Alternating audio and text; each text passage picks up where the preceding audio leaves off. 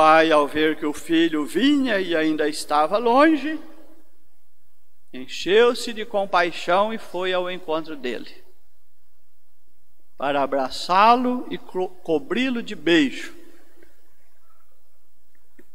O irmão mais velho, que sempre está na casa do pai, você está sempre comigo.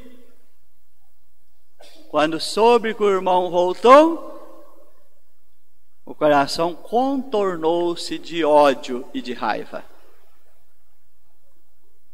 Aqui está a igreja discípula que escuta a palavra. O discípulo não precisa ser maior e nem será do que o mestre. Mas todo discípulo bom poderá se tornar igual ao mestre. Jesus, ao assumir a nossa condição humana, veio nos revelar o alcance do amor de Deus. Ele se torna o amor de Deus em pessoa. Por isso João diz, a palavra se fez carne. Deus, para nos revelar seu amor por nós, veio ao nosso encontro através do Filho. Tudo que Jesus faz e ensina, a maneira como ele trata as pessoas, revela o amor que o Pai tem pela humanidade, por todos. A casa do Pai, a mesa, o alimento, penso que tudo isso tem a ver conosco, a igreja que se congrega na fé diante das duas mesas. Na casa do meu pai tem pão com fartura e eu aqui morrendo de fome. Então nós estamos aqui na mesa da palavra. Será que estamos com fome de deixar essa palavra tornar nosso alimento espiritual? Aqui está a mesa do pão eucarístico. Será que estamos com fome desta mesa? E se lembrarmos João, capítulo 6 de João, quem me recebe como alimento vive em mim e eu vivo nele. Não gera-se uma comunhão alimentar-se de Jesus. Nós nos conformamos a Ele, nós só nos identificamos. Se Jesus é o Filho de Deus por natureza, nós somos por participação, que recebemos essa graça. A vida nova que recebemos no batismo. Isso faz diferença. Porque não é apenas um carimbo exterior que nós recebemos. É uma maneira de viver que nos é pedida. Viver e agir como os filhos de Deus. Para isso nós fomos batizados. Para isso a graça da salvação nos alcançou como alcançou a Paulo. Dizendo que eu não seria digno, mas essa graça me alcançou e me fez até um modelo. Então, entrando com profundidade nessas palavras, quero ir nessa direção do alimento. Na casa do meu pai tem pão com fartura.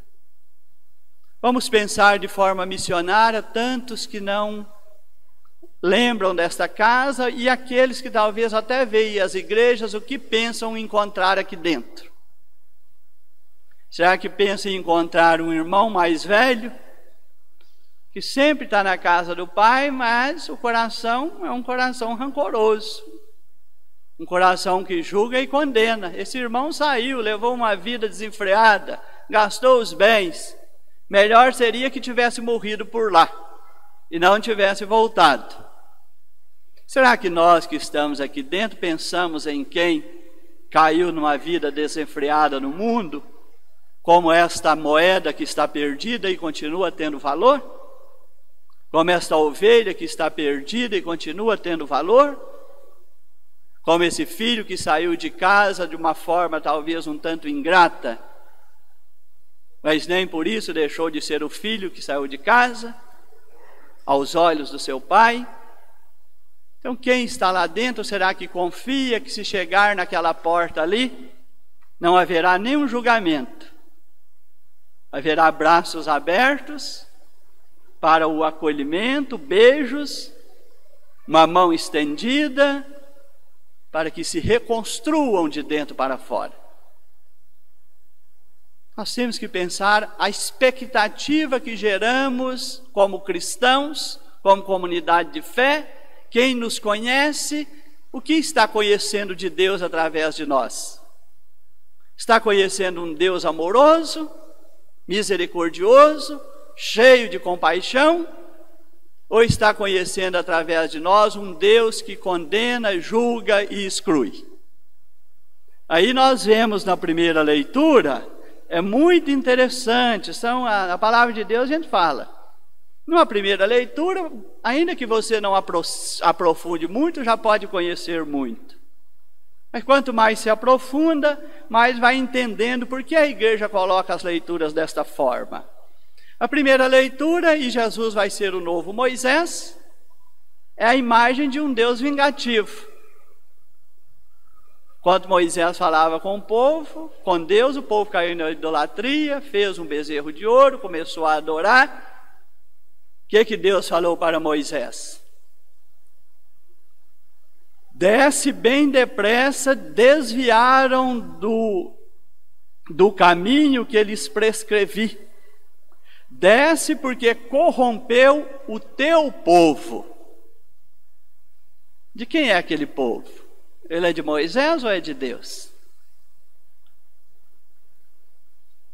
Aquele povo que estava escravo, que foi Deus que colocou Moisés para tirar o seu povo da casa do Egito. Esse povo não se tornou povo de Moisés.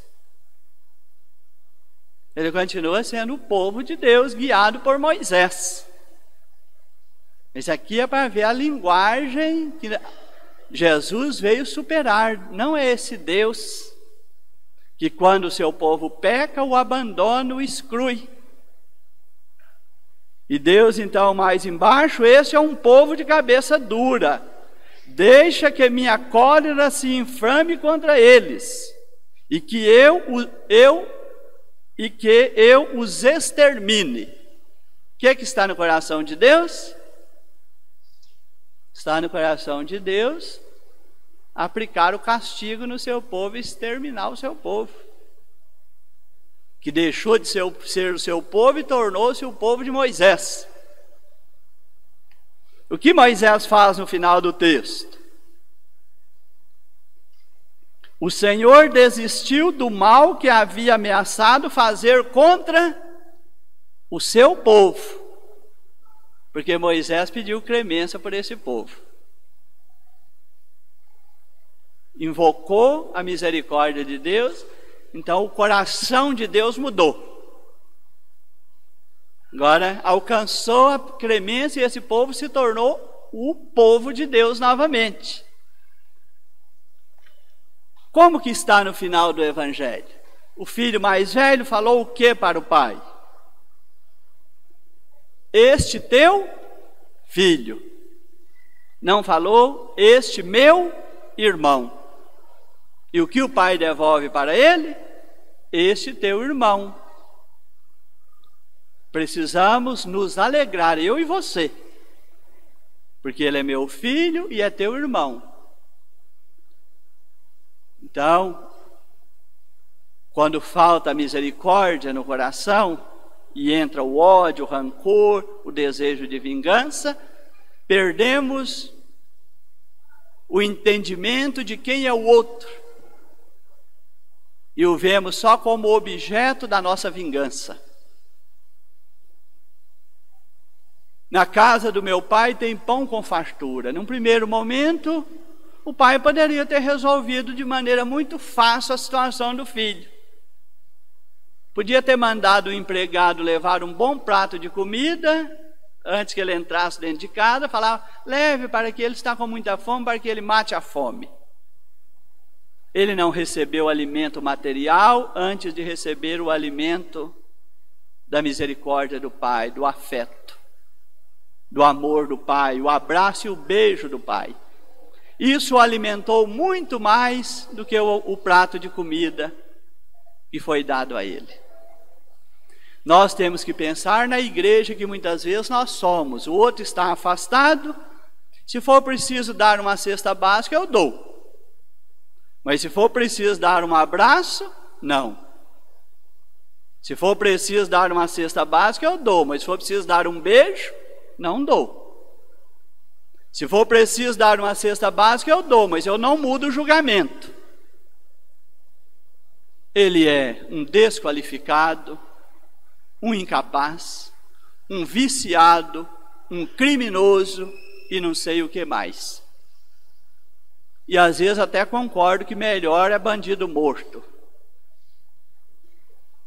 Se for preciso, dou uma cesta básica.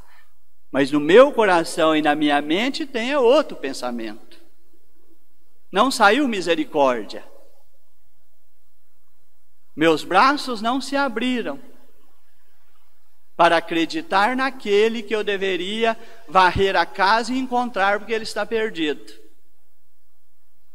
Eu não saí como o pastor que tem uma ovelha perdida e foi buscá-la. Eu mandei alguma coisa de maneira muito fria e distante. Eu posso até dar uma cesta básica, mas eu sou cidadão de bem e ele é bandido. Nós temos que saber o que está no coração, o que está na mente. A igreja, o ser filho de Deus, faz diferença, tem que fazer diferença. Se não da porta da igreja para fora, o Papa Francisco falou, só venceremos a cultura do ódio com a revolução da ternura. O mundo nós só vamos conter a violência do mundo se nos tornarmos pessoas amorosas umas com as outras. Só se vence a cultura do ódio com a revolução da ternura. Só mudando o nosso coração e o nosso pensar. Não basta falar de amor. Não basta falar que tenho fé. Precisamos promover a revolução da ternura. Precisamos ter não o coração do filho mais velho, que olha para esse filho que levou uma vida desenfreada e o condena veementemente, de forma veemente. Mas o pai não fez, o filho até achou merecedor de um discurso duro do pai. O pai o poupou do discurso duro. É o chamado tapa de luva. Se bateu numa face, dê a outra. O pai tinha muito motivo para bater na face do filho.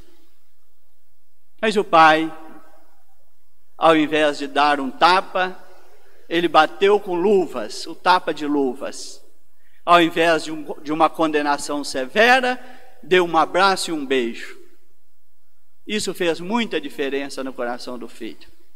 Isso fez muita diferença. Nós temos que ter cuidado. É muito difícil não nos deixarmos contaminar pela cultura do ódio. Nós temos que lembrar das duas bem-aventuranças, que são remédios contra essa cultura. Felizes os misericordiosos, porque alcançarão misericórdia. Se eu quero a misericórdia de Deus a meu favor, eu ofereço misericórdia aos outros.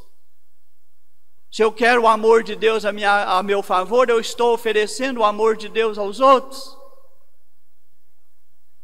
É isso que Jesus quer nos revelar. E felizes os puros de coração. Não é só de uma espiritualidade intimista ou de um puritanismo superficial. Felizes os puros de coração, aqueles que não deixam o ódio, a maldade, o rancor, a mágoa enraizar no seu coração.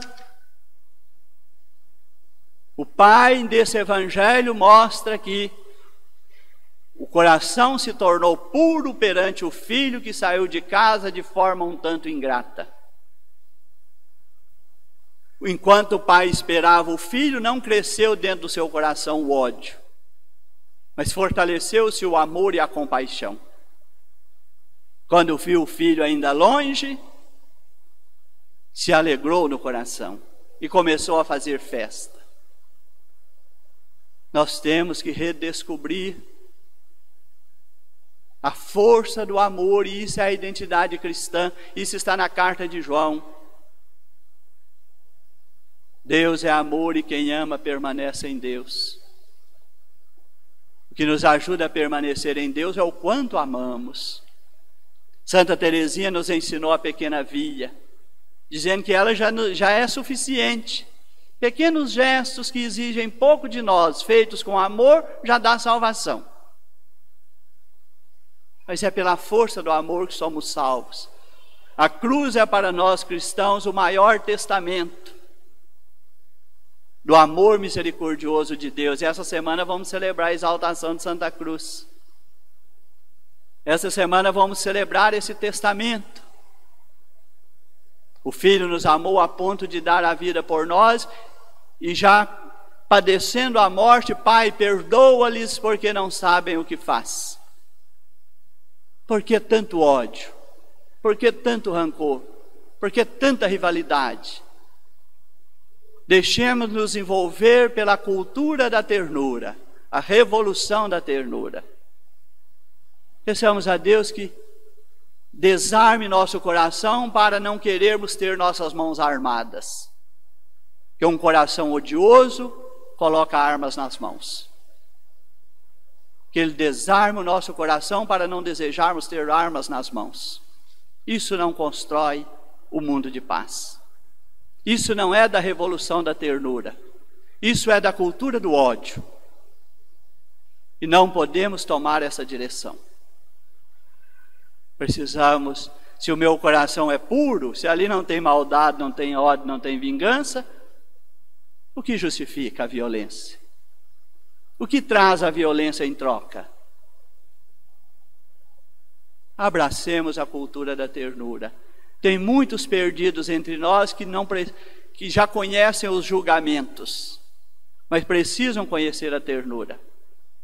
Já conhecem as acusações e as condenações, mas não conhecem o abraço e o beijo que esperam. Sejamos uma igreja mais capaz de abraçar e beijar do que julgar e condenar. Assim seja. Creio em Deus Pai,